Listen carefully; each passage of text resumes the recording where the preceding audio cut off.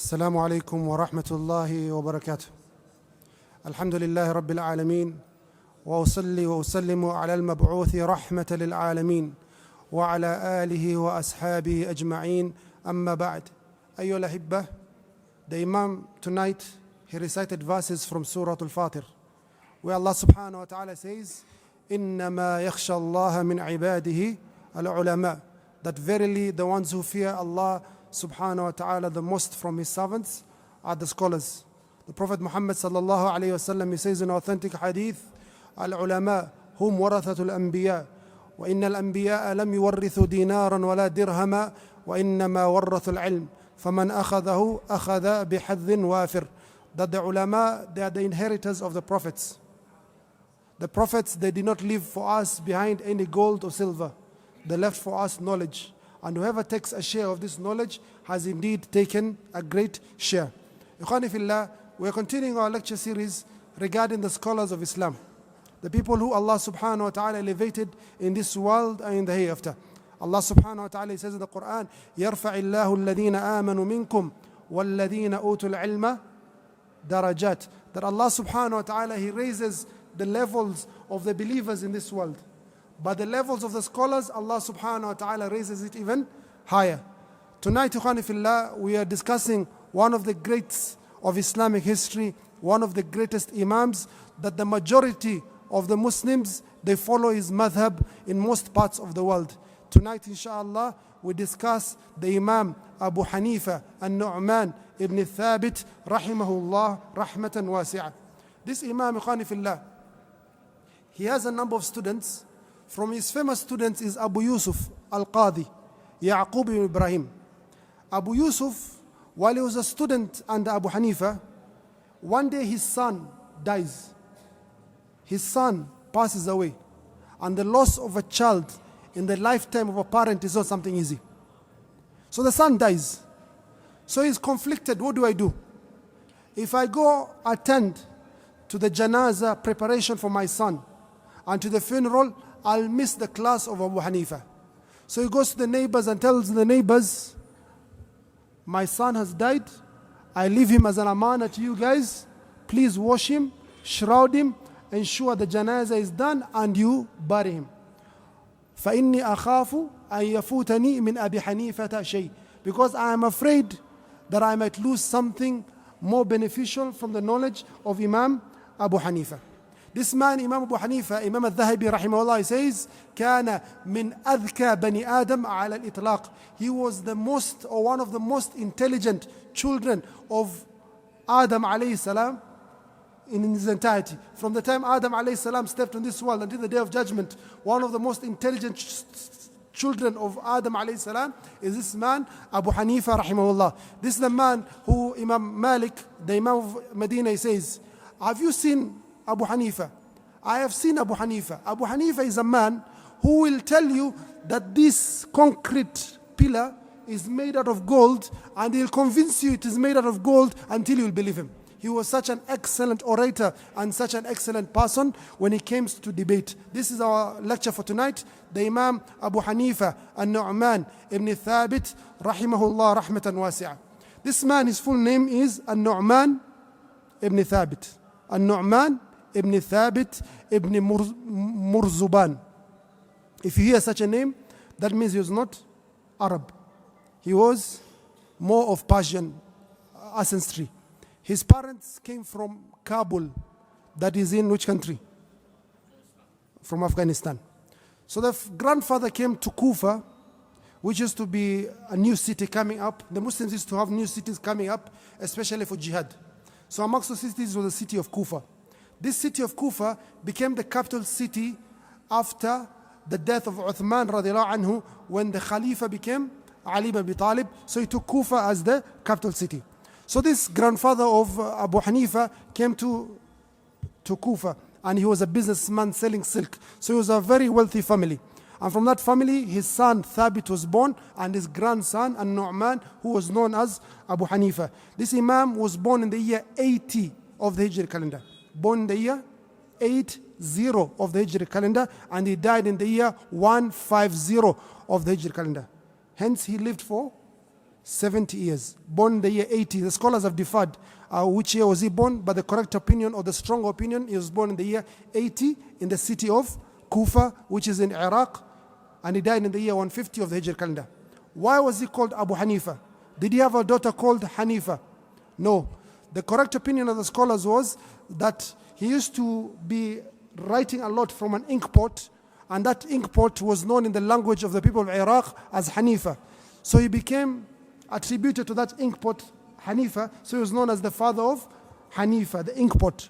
This Imam Khanifullah was born in the year 80 of the Hijr calendar, as we mentioned, to a father who was Muslim and a grandfather who had accepted Islam during the time of, perhaps the time of Umar ibn al-Khattab radiyallahu anhu.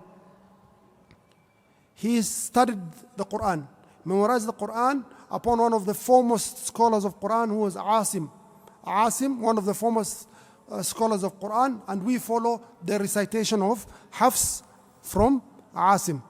For benefit of Khanifullah, this madhab that this Imam came with, the Imam madhab of Abu Hanifa, became the most followed madhab of the four schools of madhabs. The four schools of fiqh, the Hanafiya became the most. You go to India, you go to Pakistan, Bangladesh, you go to many countries, even in the Middle East, you'll find many people following the madhab of Imam Abu Hanifa and Nu'man ibn Thabit.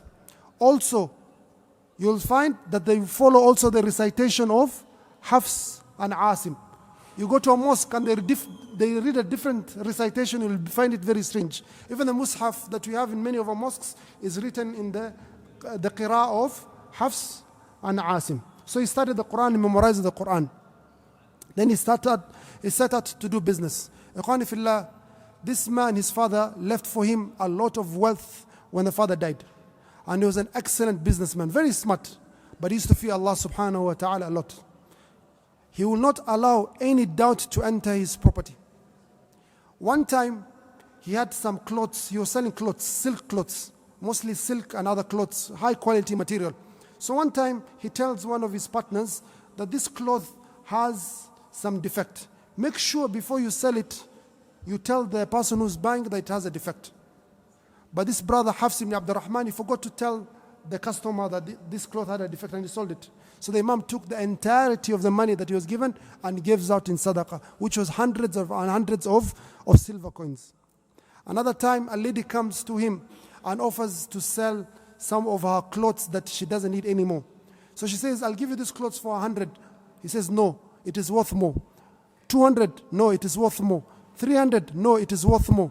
The lady gets wondered. He says, oh Imam, are you playing jokes with me? He says, no, I'll give you 500 or 600 dirham for it. He was very fearful of Allah Azza wa Jal. Khanifullah, this Imam, he studied a number of Islamic sciences, but he became most famous for fiqh. He studied under a sheikh called Hamad ibn Abi Sulaiman in the land of Kufa. So Hamad used to say, all of you students make space for Abu Hanifa. No one sits next to me except Abu Hanifa.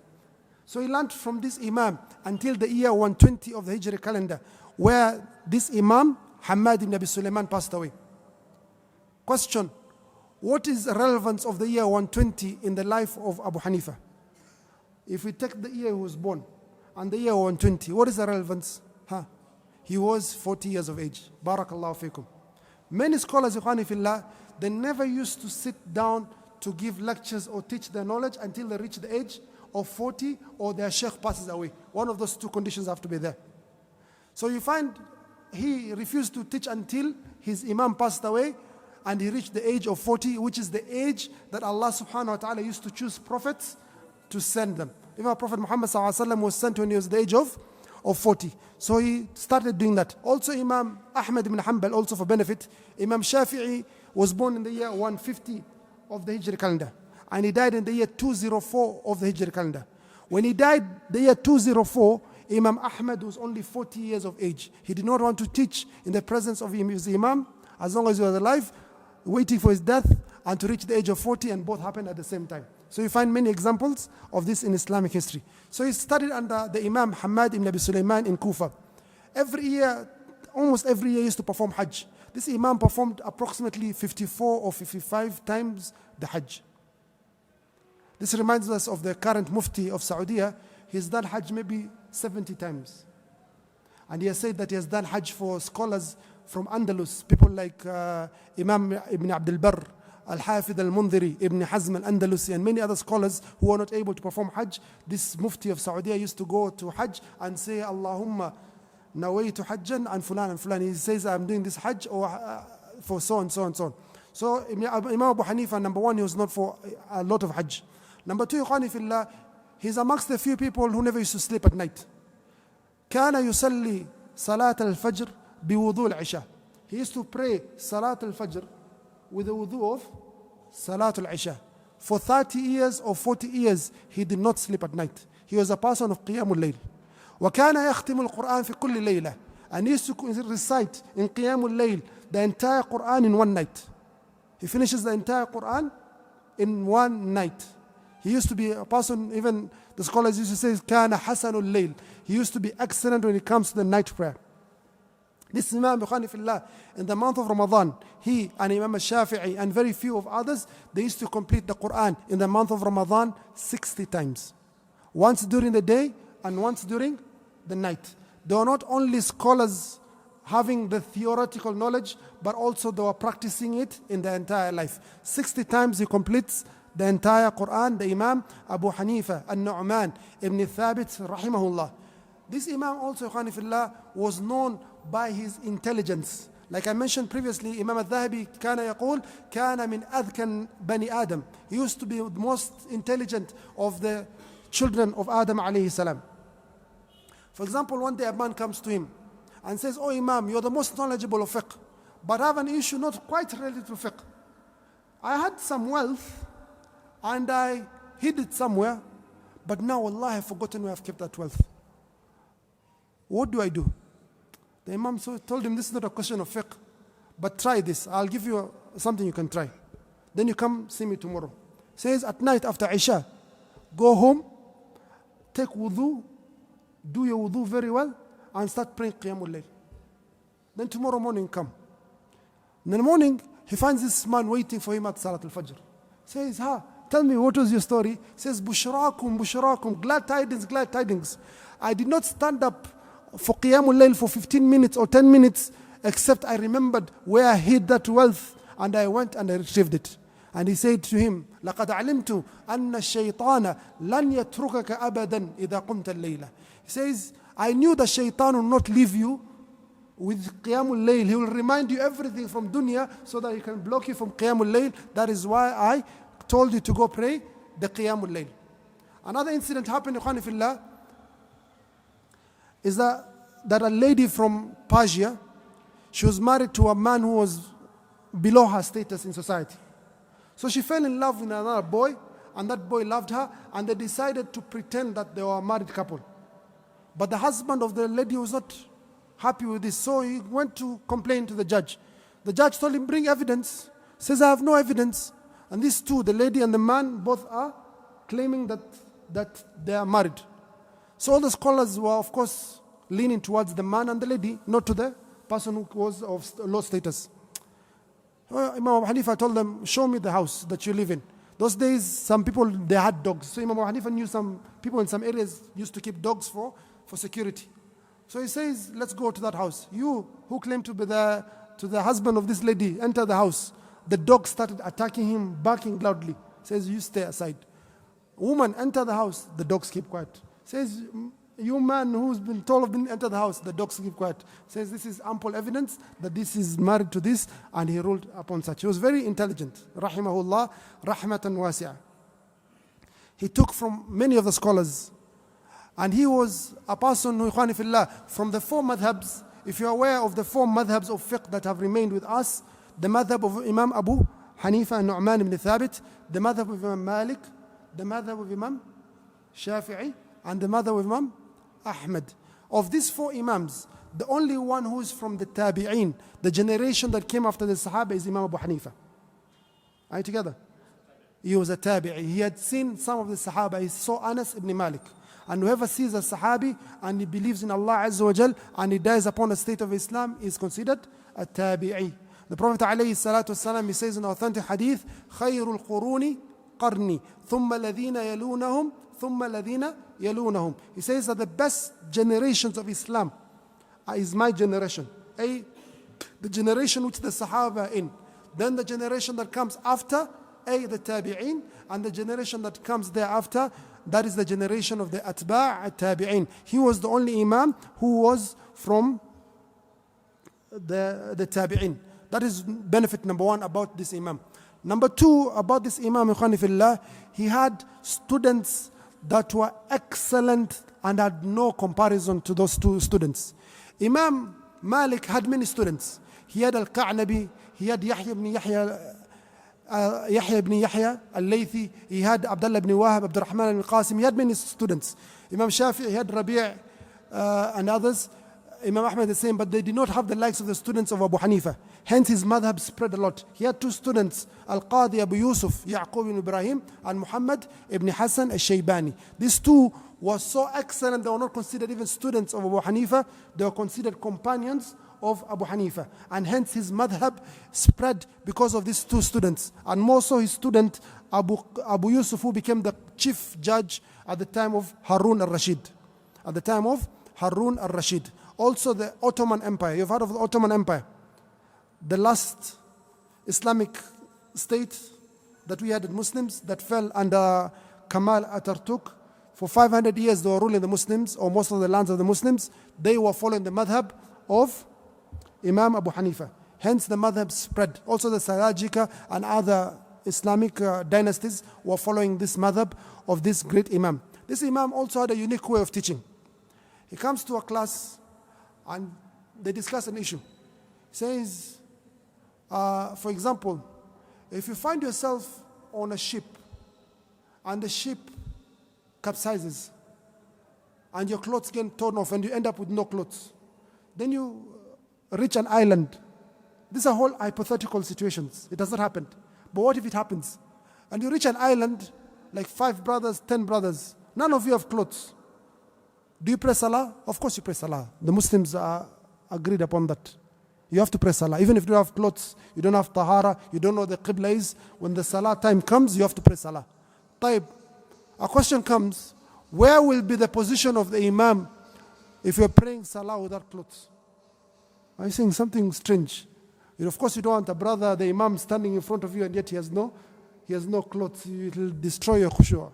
So they used to debate such issues that might come later on. Says, for example, if a man is come and is captured by a bird and the bird flies with him and throws him somewhere else, very far, like 100 kilometers away, what does he do about his salah? He's not traveled a great distance in terms of time, but a distance is traveled. What does he do? Something hypothetical, we don't know what it means. But now in our time, we get benefit from that because of the airlines and such things that are not there. So the mother of Imam Abu Hanifa, it spread like this.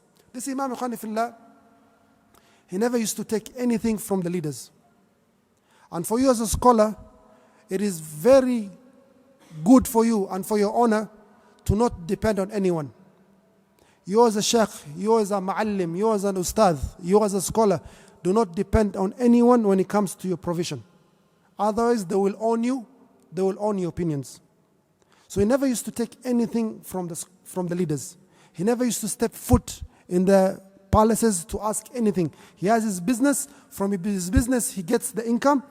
Any income he gets, he cuts into half. Half sadaqah, half he spends for his family and his close colleagues. So he spends on the students of knowledge, the fuqara, the masakin. All his wealth was lillah subhanahu wa ta'ala. And he will not take a single cent from the leaders.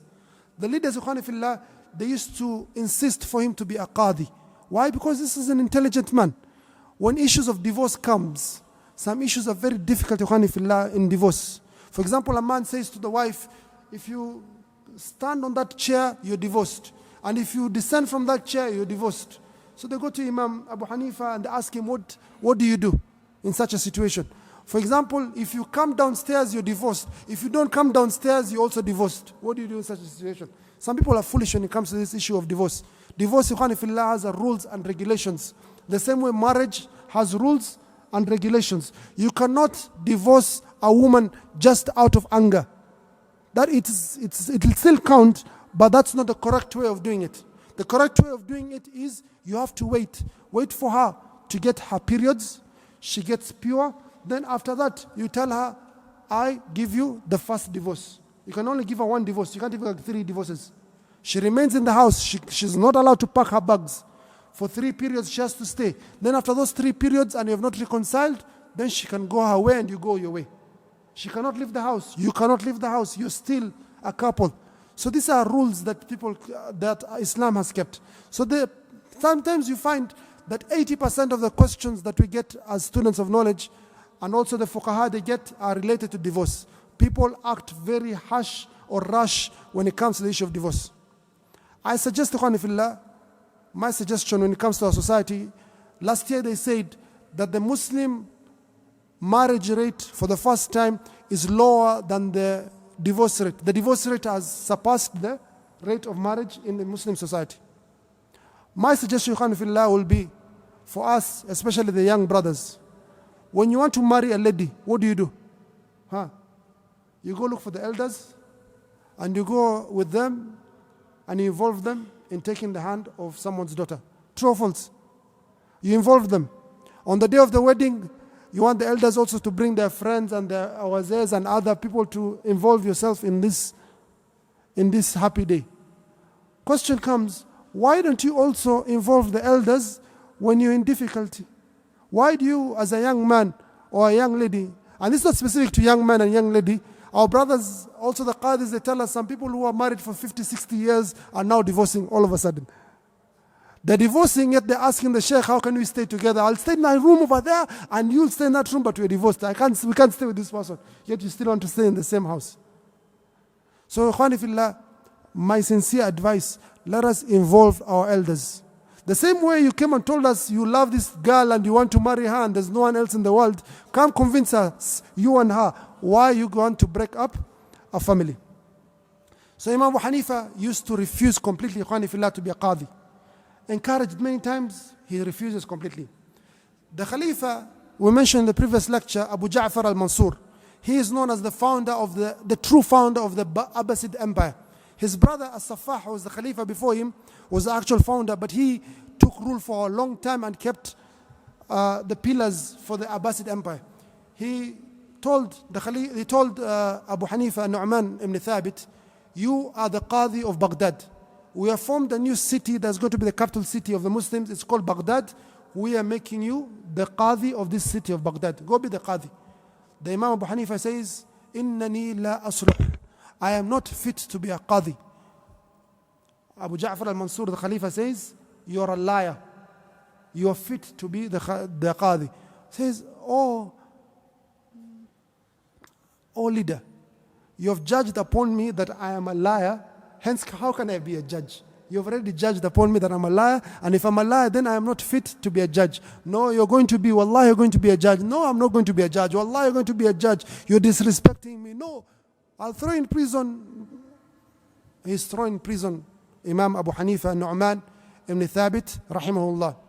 And he's beaten up in prison.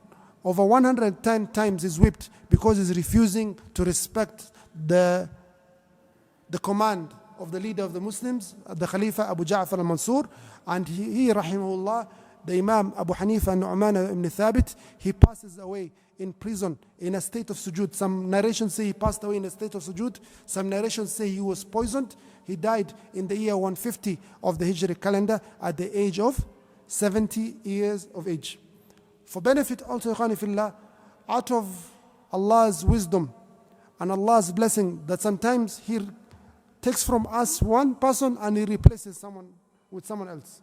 When this Imam passed away, Imam Abu Hanifa, that's the same year in the city of Gaza that the great Imam Muhammad ibn Idris al-Shafi'i rahimahullah was born.